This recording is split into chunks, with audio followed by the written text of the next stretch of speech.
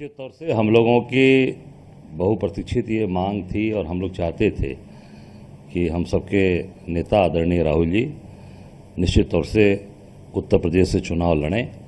और अमेठी रायबरेली दोनों ही परिवार है, दोनों ही रिश्ते हैं। आप देखेंगे रायबरेली से राहुल जी हैं और अमेठी से किशोरी लाल जी, जो निश्चित तौर से लगातार जनता की सेवा करने वाले, जनता के बीच में रहने वाले और पार्टी के कार्यकर्ताओं को, पार्टी के मतलब उस अमेठी और रायबरेली के गांव को भी जानने वाले लोग वहां पर सामने हैं। मैं सबसे धन्यवाद देना चाहूँगा अपने राष्ट्रीय अध्यक्ष जी को, पूरे सीसी की जो हमारी कमेटी है, जिन्होंने राहुल जी को ले आकर रायबरेली से चुनाव लड़ना उनका हुआ। और रायबरेली एक परंपरागत सीट जहां पर विकास हमेशा रहा, हमेशा विकास का कार्य हुआ। अमेठी के अंदर भी वही हाल है। मैं समझता हूं कि दोनों ही जगह से बहुत ही पारिवारिक रिश्ता है, गांधी परिवार का, कांग्रेस का। इसलिए आप देखिए सबसे विश्वस्त और अपने एकदम नज़दीकी किशोरी लाल जी को चुनाव अमेठी से लड़ाया गया। मैं आदरणीय आप नेता राहुल जी को जीत की अग्रिम शुभकामनाएं देता हूं। तो अब जिस तरीके से अगर अमेठी और रायबरेली की बात करें तो यहां पर कांग्रेस की तरफ से तस्वीर साफ हो चुकी है। इसी को लेकर अब बीजेपी नेता मनजिंदर सिंह सिरसा का क्या कुछ कह रहा है, जरा वो भी सुनिए।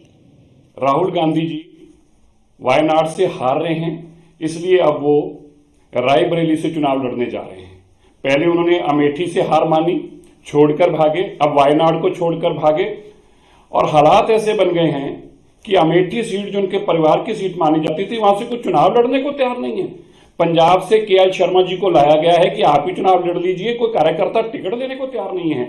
और अमेठी को तबाह करने के बाद, वायनाड से भागने के बाद, मैं आपको बताना चाहता हूं, इस बार उनको रायबरेली से भी भागना पड़ेगा। इस बार रायबरेली के लोग उनको सबक सिखाएंगे। राहुल गांधी जी वायनाड से हार रहे हैं, इसलिए अब वो रायबरेली से चुनाव लड़ने जा रहे हैं। पहले उन्होंने अमेठी से हार मानी, छोड़कर भागे, अब वायनाड को छोड़कर भागे। और हालात ऐसे बन गए हैं कि अमेठी सीट जो उनके परिवार की सीट मानी जाती थी, वहां से कोई चुनाव लड़ने को तैयार नहीं है। पंजाब से केएल शर्मा जी को लाया गया है कि आप ही चुनाव लड़ लीजिए, कोई कार्यकर्ता टिकट देने को तैयार नहीं है। और अमेठी को तबाह करने के बाद, वायनाड से भागने के बाद, मैं आपको बताना चाहता हूं, इस बार उनको रायबरेली से भी भागना पड़ेगा। इस बार रायबरेली के लोग उनको सबक।